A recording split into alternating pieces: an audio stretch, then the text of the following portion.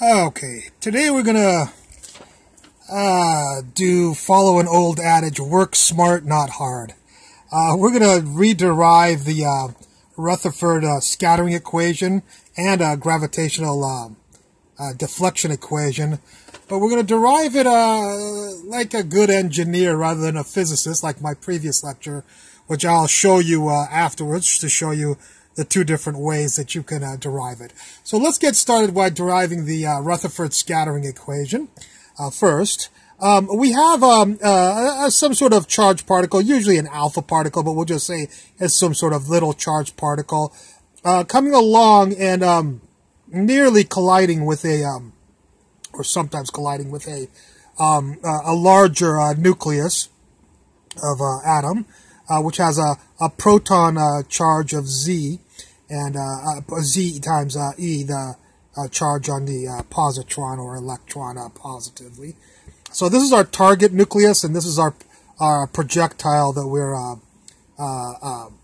coming near or sometimes at the nucleus, okay? Alpha particle and a gold nucleus is what Rutherford used, although he used other nuclei also. So when we do this, we call this the impact parameter, is the line of projectile, the distance between the line of the projectile, the perpendicular distance, and the nucleus. We call that distance B, sometimes called the impact parameter, or often called the impact parameter. I already explained this is the charge on the nucleus, which is the proton number times the charge of the electron. We'll just call the charge of this particle Q. Sometimes it'll be, if it's a helium nucleus, an alpha particle, it'll be 2 times E as opposed to Z times E. It'll have a mass, and it will have a certain velocity, of course. And since both of these are positively charged, because this will be stripped of electrons and this will be somewhat stripped of electrons, this will come along, or as close as this comes. We don't have to worry about the outer electrons of this gold nucleus or whatever nucleus we have. This will come along and be deflected by, they'll be repelled. Both are positively charged charges, and this will be repelled at an angle theta there. Okay, so as we analyze this experiment here, the first comment we'll make is that if B is large, if this thing is coming over here, this will not interact with this very strongly. So B, theta will be proportional to B in the denominator, of course, because if B is big, then theta is going to be small. It's going to be a smaller deflection angle. Whereas if B is small, it gets really close, it'll bounce a lot. And of course, if B is 0, it'll actually bounce back, and theta will be a full 180 degrees, or pi rads. So that's the first thing we'll notice, is that B has to be in the denominator, in the proportionality to theta. The next thing we should notice is that if this charge is very big, then theta is going to be big. If this charge is very small, or 0, this theta theta will be 0. So to charge ZE should really be on the top, of course. If this is big, this is big. If this is small, this is small. So we would want it on top. The next thing we'll talk about is the charge on the particle. Again, if it's big, if it's 0, it'll just zing along. If it's big, it'll bounce. The theta will be big. So the charge on the incident particle will also be on top. Okie dokie. So we have this, and this. When we see some charge times some charge divided by distance, of course, this tells us we have some sort of electric equation. So we would think that our constant K sub 0, which is 9 times 10 to the 9, should be in this equation. In other words, these three people tell us that this probably is going to be in our equation. Okie doke. Now, if we notice this equation, we notice now that this is actually the electric potential energy. This is the electric potential energy. But we know that theta only has units of rads.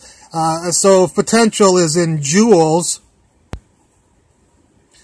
that means that whatever's on the bottom we have to divide by also has. This tells us potential energy tells us it's in joules. This joules tells us because theta is in rads, this has to come out to be in rads. Joules tells us that the bottom has to be in joules. Well, if you have potential energy and you need something with joules on the bottom, about the only other thing that you could have is, of course, kinetic energy. Now, is that true? Is kinetic energy supposed to be there? Or work? Or what should be down there? Well, what are the only things we haven't taken into account in our little experiment? We did theta, we did this, we did B, we did Q. We didn't do M and V. So M and V have to be in this equation here. Well, we notice that that does match kinetic energy requirement, you know. And in fact, we'd have to have, let's see, does it make sense that M would have to be on the bottom? Yeah, if M is really big, the mass of the incident is big, it'll go to steamroll through like a truck through there. Whereas if M is small, it'll be easy to deflect it. So if M is small, theta is big. If M is small, theta is big. If M is big, theta is small. M needs to be on the bottom, which goes along with this kinetic energy. How about velocity? Well, if the velocity is big, it'll go right through. Boom. It will deflect very little. Where if the velocity is very slow, it'll have a longer time to be able to interact, and it'll deflect theta will be much bigger deflection. So if velocity is big, theta is 0. So if velocity is big, let's put it on the bottom, theta is 0. Though that makes mathematical sense. And if velocity is small, if this is small, then theta will be big. That makes sense. The only difference is it's not going to be V because of this kinetic energy and because of units, of course. It would have to be V squared. One other thing about kinetic energy is it's mv squared divided by 2, or we'd have a 2 on the top. And guess what? We can remove the proportionality symbol and actually put an equal sign in here.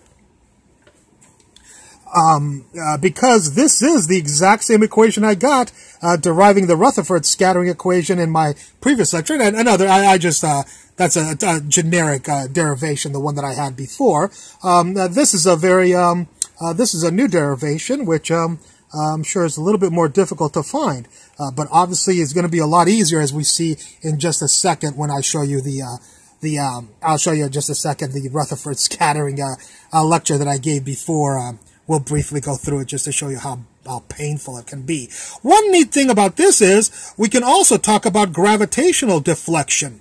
If you're in a spaceship and you need to make up the Rutherford formula because you're gonna crash into a planet, you better to know your velocity and whatever to come at the planet so that you deflect at a certain angle to go meet another planet. We better know the deflection formula.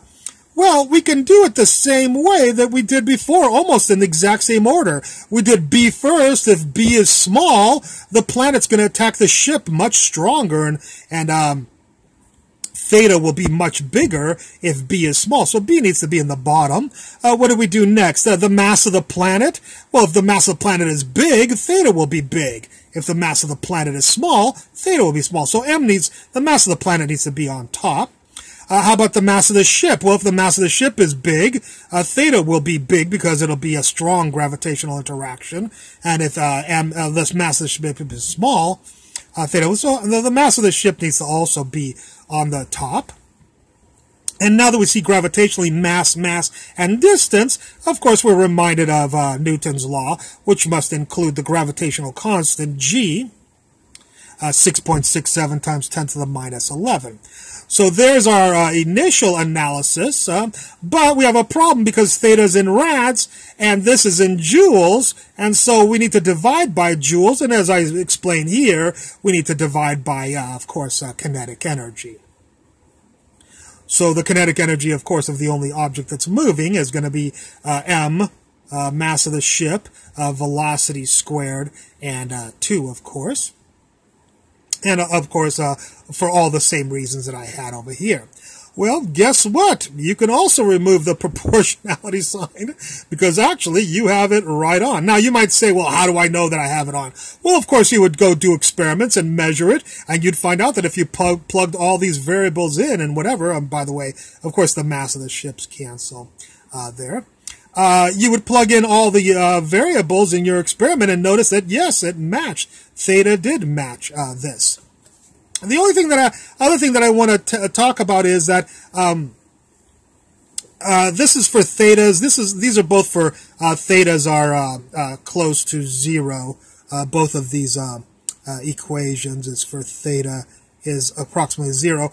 If you want to go to a theta that is larger, you'll have to substitute for theta, substitute tangent of theta. And then you will get the correct formula. Actually, I'm sorry. It's tangent of theta divided by 2 is what you'll substitute for theta. Tangent of theta over 2, but there's a problem because you'll have to get rid of these 2's right here and here because they came from approximating that tangent of theta over 2 is approximately equal to theta over 2. So what you'll have to do is put tangent of theta over 2 in for this and remove all the 2's on the top. This 2 and that 2 from the formula. Remove it. Okay? So that's if you want a more accurate formula. Let me just write out, for instance, this one would be tangent of theta over 2 gm over b v squared. So the 2 would be missing. Do you see that? It wouldn't be there. And the same thing with this one, of course. I'll just write it out for you. This would just be a little bit more accurate formula.